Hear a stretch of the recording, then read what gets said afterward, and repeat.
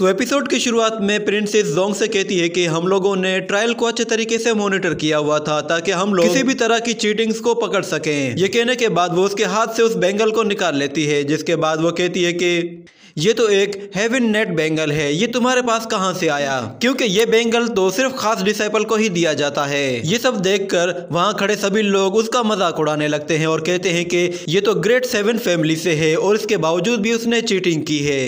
ये सारी बातें सुनकर जोंग को बहुत ज़्यादा शर्मिंदगी होने लगती है, जिसके बाद वहाँ खड़ा एक टीचर कहता है कि जोंग की फैमिली ने फांटियान एम्पायर के लिए बहुत ज़्यादा कुर्बानियाँ दी हैं, इसलिए प्लीज़ इस मुद्दे को यहीं पे ख़त्म कर दीजिए। तो प्रिंसेस कहती है कि मुझे उस शख्स का नाम बताओ जिसने तुम्हें ये बैंड दिया है, अगर तुम उसका नाम बता दोगे तो मैं तुम्हें छोड़ दूंगी। तो जोंग कहता है मुझे ये लुओ पिरान ने दिया है।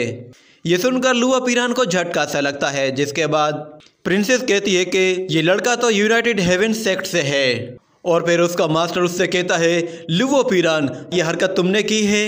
ये सुनकर लुओ पिरान डर के मारे उसके सामने गिड़गिड़ाने लगता है और माफ़ी मांगता है, जिस पर उसका मास्टर उससे गुस्से में लात मार के पीछे हटा देता है और फिर 2 लोग उसे घसीटते हुए वहाँ से ले जाते हैं। इसके बाद अगले सीन में हम देखते हैं कि प्रिंसेस कहीं जा रही होती है, जिसके बाद लुओ जेंग और मोचेन उसके पीछे आते हैं और उससे कहते हैं कि प्लीज प्लीज आप हमें अपना डिसाइपल बना लीजिए और अपने साथ ड्रिजल पीक ले जाइए। तो प्रिंसेस उससे कहती है कि क्या तुम लोग यूनाइटेड हेवन पीक में नहीं जाना चाहते?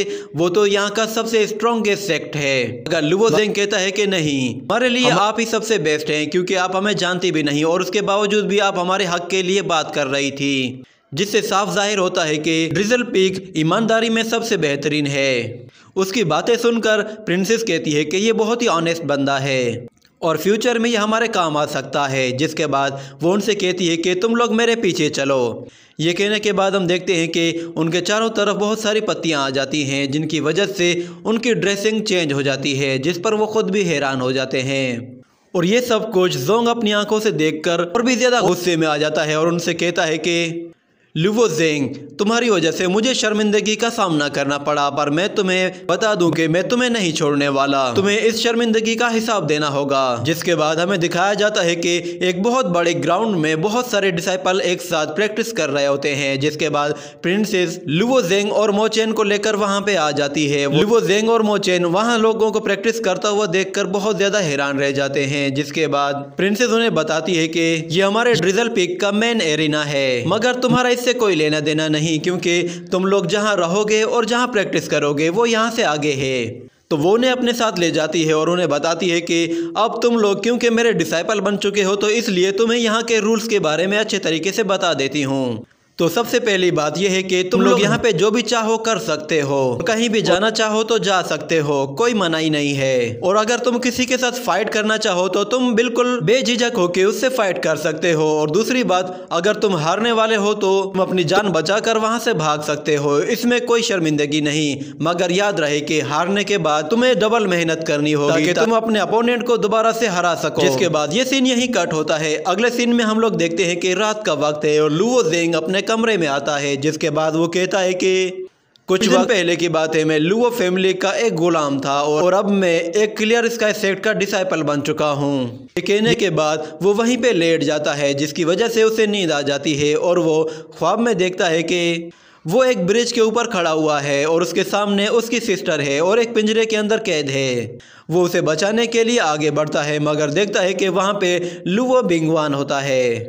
वो उससे कहता है कि तुमने यहाँ आने में बहुत ज़्यादा देर लगा दी, तुम ये वक्त हमेशा याद रखोगे। ये कहते ही वो स्वॉर्ड को ज़ोर से ब्रिज पे मारता है, जिसकी वजह से वो ब्रिज टूटना शुरू हो जाता है और लुओ जेंग उससे नीचे गिर जाता है, जिसकी वजह से उसकी आंख खुल जाती है और वो उठकर बैठ जाता है। जिसके बाद उसे समझ में आता है कि वो एक ख्वाब देख रहा था। इस ख्वाब को देखकर वो बहुत ज़्यादा डरा हुआ होता है, जिसकी वजह से वो वहाँ से बाहर आकर एक विंडो खोलता है। जिसके बाद वो चांद को देखकर कहता है कि फादर, आप देख रहे हैं ना, मैंने तकरीबन आधा सफ़र तय कर लिया है और अब बस मैं यान को छुड़ाने ही वाला हूँ। आप प्लीज़ उसका ख्याल रखिएगा और उसे बताइएगा कि मैं उसे बचाने के लिए आने वाला हूँ।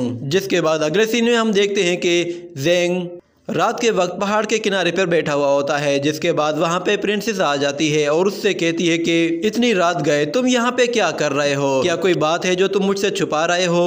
तो लुओ जेंग उसे सारी सच्चाई बता देता है, जिसके बाद वो उससे कहता है कि मुझे कैसे भी करके परगेटरी माउंटेन जाना है। तो प्रिंसेस उससे कहती है कि मैं समझ सकती हूँ कि तुम वहाँ जाना चाहते हो, मगर वहाँ पे आउटर डिसाइपल का जाना अलाउड नहीं है, और वैसे भी तुम्हें अब परेशान होने की कोई ज़रूरत नहीं, क्योंकि मुझे जहाँ तक पता है तो तुम्हारी सिस्टर वहाँ पे कैद ज़रूर है, मगर उसे कोई पनिशमेंट नहीं दी जा रही। ये सुनकर ज़ेंग कहता है क्या वाकई में ऐसी बात है? तो वो कहती है कि मुझे सारी डिटेल्स के बारे में नहीं पता, तुम्हें खुद ही इसके बारे में पता लगाना होगा, और इसके लिए तुम्हें और भी ज़्यादा स्ट्रांग बनना होगा।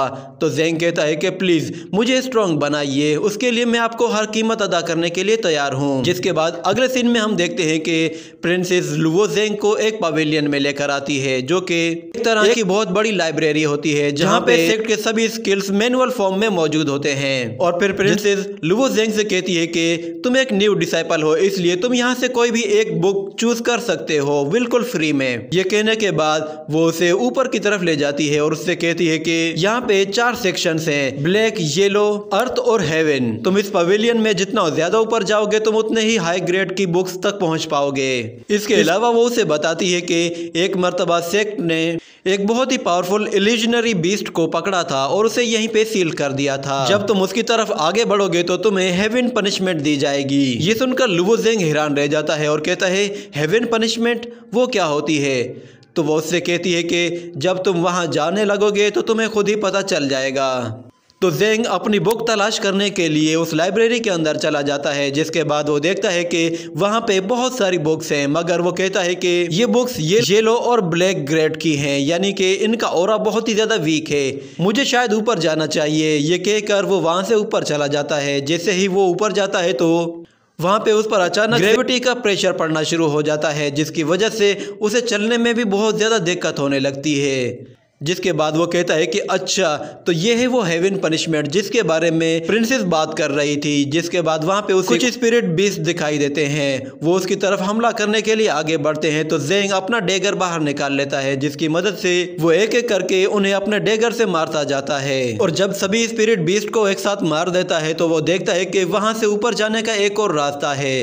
वो जैसे ही उस रास्ते से जाता है तो वो ऊपर के फ्लोर में चला जाता है, जहाँ पे ग्रेविटी प्रेशर और भी कई गुना ज्यादा होता है। वहाँ उसे खड़े होने में भी बहुत ज्यादा दिक्कत होने लगती है। जिसके बाद प्रिंसेस देखती है कि लाइब्रेरी में हर तरफ हलचल होने लगी और बहुत सारी बुक्स नीचे गिरने लगती हैं, जिस पर वो समझ आती है कि कुछ ना कुछ गड़बड़ है। और दूसरी तरफ हम देखते हैं ज़ेंग को। ज़ेंग उस ग्रेविटी प्रेशर को बर्दाश्त करने की कोशिश करता है और वो कहता है कि मुझे कुछ भी करके अपने आप को और भी ज़्यादा स्ट्रांग बनाना है, उसके लिए मुझे वो बुक चाहिए। वो उस बुक की तरफ आगे बढ़ने लगता है। जैसे ही उसका हाथ उस बुक के करीब पहुंचता है तो वो एक स्पिरिचुअल वर्ल्ड में आ जाता है, जहाँ पे वो देखता है कि आसपास कोई भी नहीं है और उसे कुछ समझ में नहीं आ रहा था कि वो किस जगह आ गया है। मगर फिर हम देखते हैं कि उसके पास एक मूर्ति होती है जो कि अपने आप सीधी खड़ी हो जाती है, और देखते ही देखते वहां पे और भी बहुत सारी मूर्तियां होती हैं जो कि लुवो ज़ेंग को चारों तरफ से घेर लेती हैं। और फिर लुवो ज़ेंग को कोई आवाज सुनाई देती है तो वो पीछे मुड़कर देखता है तो पीछे एक बहुत ही बड़ा पावरफुल स्पिरिट बीस्ट होता है।